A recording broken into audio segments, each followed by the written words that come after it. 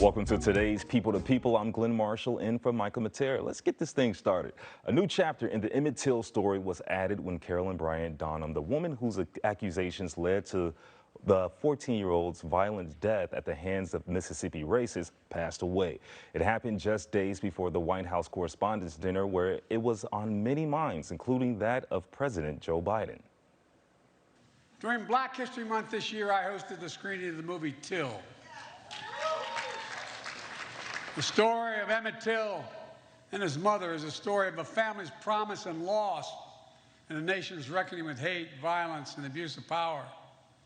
It's a story that was seared into our memory and our conscience, the nation's conscience, when Mrs. Till insisted that an open casket for her murdered and maimed 14-year-old son be the means by which he was transported. She said, "Let the people see what I've seen." The reason the world saw what she saw was because of another hero in this story, the black press. That's a fact.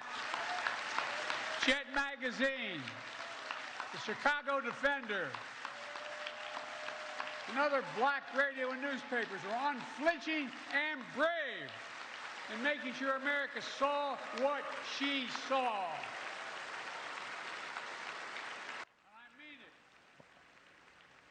All right, here to talk about the history of the black press, Dr. Trevi McDonald, author, professor, I should say, and associate dean at the University of North Carolina's Hussman School of Journalism and Media. Trevi is a native Chicagoan and worked on this very show as part of the WGN internship years ago. Good morning, Dr. Trevi. Good morning, Glenn. All right, so let's talk about this. I mean, we just heard from President Joe Biden. You hear the impact of the Emmett Till story, but it was the black press that got that out there. Tell me, what do you feel the impact of black media has it had on the U.S.?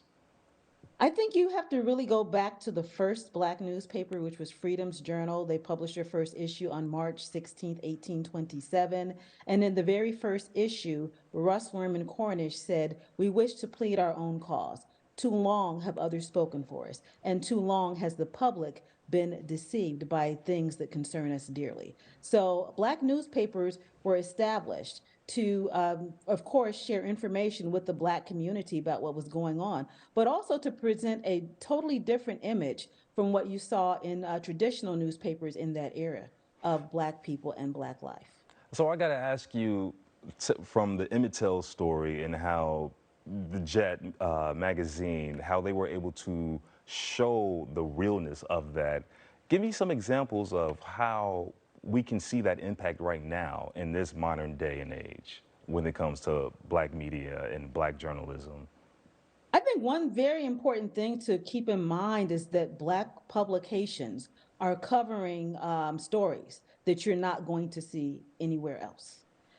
Just most recently, with the shooting in Kansas City, it was the Kansas City Defender that sort of broke the story about the young man who was shot by his neighbor, but for ringing the wrong doorbell. And just really throughout history, you have black press in the beginning advocating for the abolition of slavery. Ida B. Wells is very known for her anti-lynching campaign, which caused her newspaper, the Memphis Free Speech and Headlight in 1892, to be destroyed.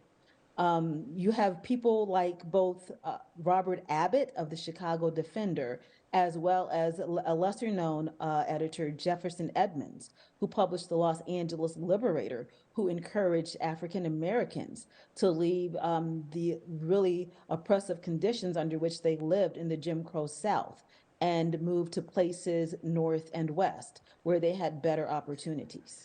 And you know, we hear about these things and we see those impacts and we're grateful for them now because they have definitely paved the way. But I can only imagine back in the day that these publications, they weren't well received. What do you think? It's really interesting that you say that, and it's like well received by whom? Because by 1860, there were over 40 black newspapers that started. They did not stay around very long because of different issues like generating revenue, the distribution model at that time. And to date, there have been over 3,000 black newspapers published. Wow, and that's very, very interesting. So we're taking this here to 2023 now, and there's an app now where you can find like these black stories. Like, tell me about that. Yeah, so a tech developer in the Raleigh-Durham area named Carrie Wheelis created an app called the Hayti app, and Hayti is spelled HAYTI.com,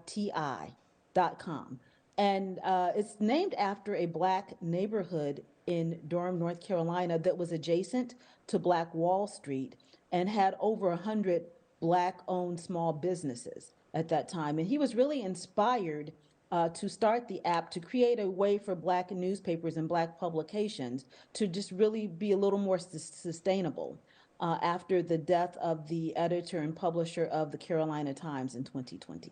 Yeah, and I just got one more question for you. I mean, like even thinking with an app like that, but also with social media, we see so many different avenues that you can get black news, and it's so easy to get now. Do you think that's a good thing? I think that's a very good thing because, again, we're covering stories that you're not going to see anywhere else. Gotcha. All right. Well, Dr. Trevi, I really do appreciate you. You can find Dr. McDonald's books and other writings on a number of topics at drtrevi.com.